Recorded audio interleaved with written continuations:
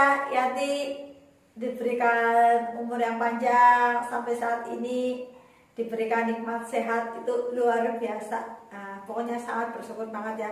Dan semoga sahabat TKI, penonton pintar, TKI cerdas juga diberikan umur yang panjang dan diberikan nikmat sehat. Amin. Nah.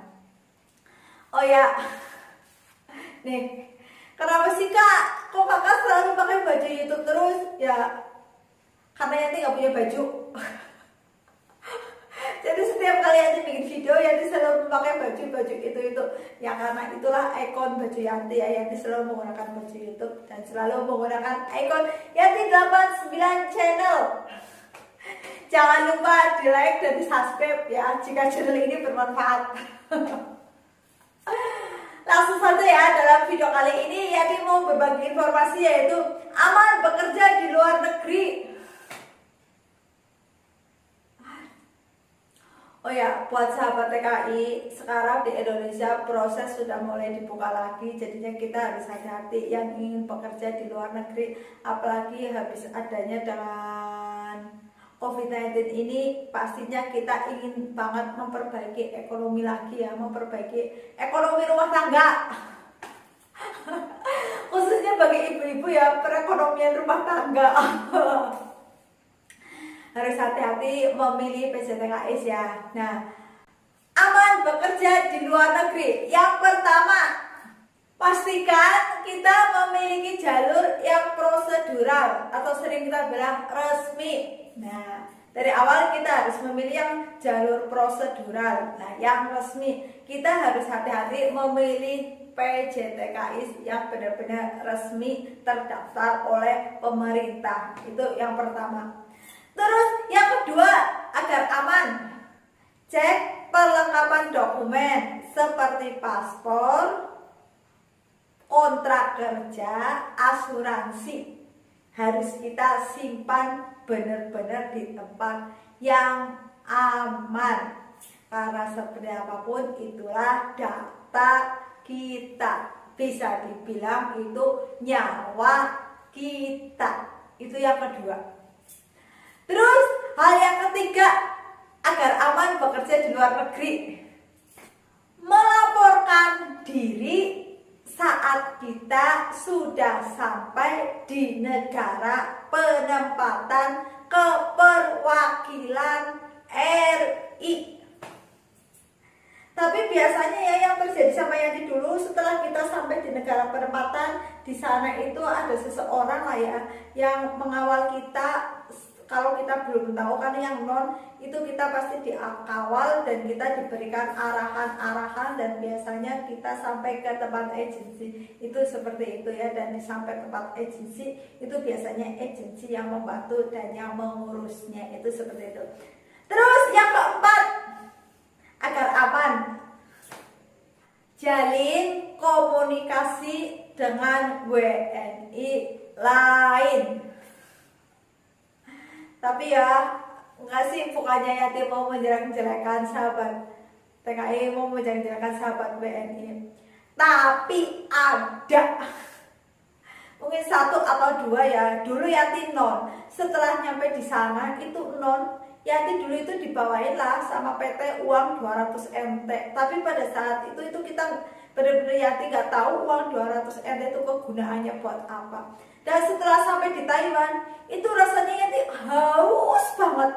Dan di situ sebenarnya ada yang jualan minuman itu, minuman yang pakai koin itu. Tapi karena namanya kita non, kita nggak tahu, ya kita hanya melihat orang yang X aja. Dan di saat ada anak yang X ditanya, itu jawabannya songong banget.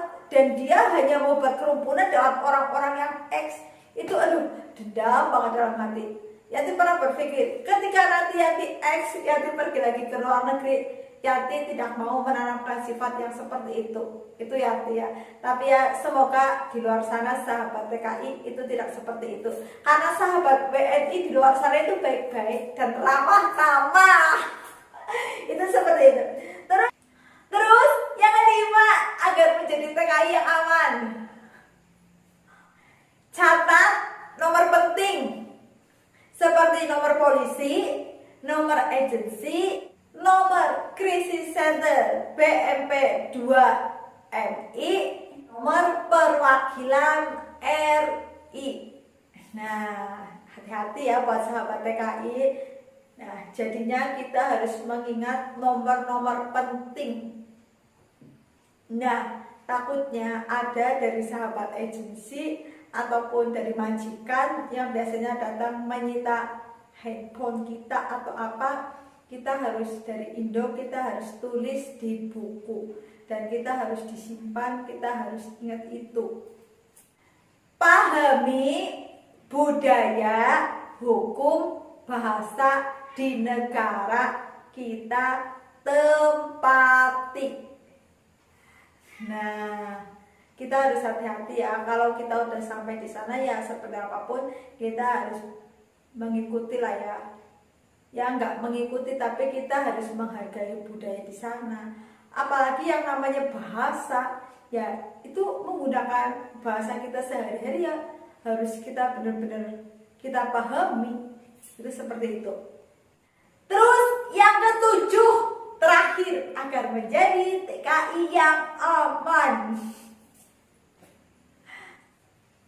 Jangan takut melaporkan ke polisi setempat jika terjadi kekerasan, pelecehan, dan hak-hak kita dirampas.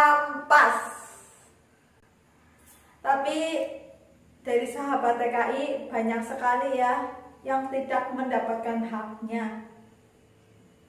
Itu benar-benar banyak sekali. Tapi terkadang karena dia nggak berani akan melaporkan kemana dan terkadang kurangnya bukti, itu di situ jadinya membuat sahabat TKI bingung ketika akan melaporkan. Itu seperti itu ya.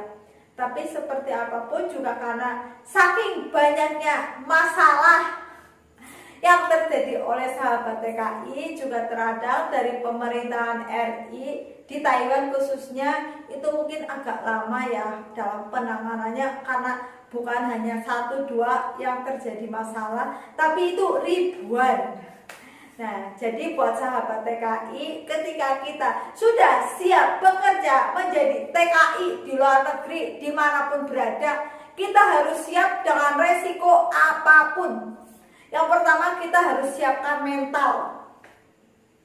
Nah, dalam kesempatan kali ini Yanti hanya bisa berbagi informasi yaitu aman bekerja di luar negeri. Semoga video ini bermanfaat. Salam cerdas, salam sukses, dan salam renges. Bye-bye.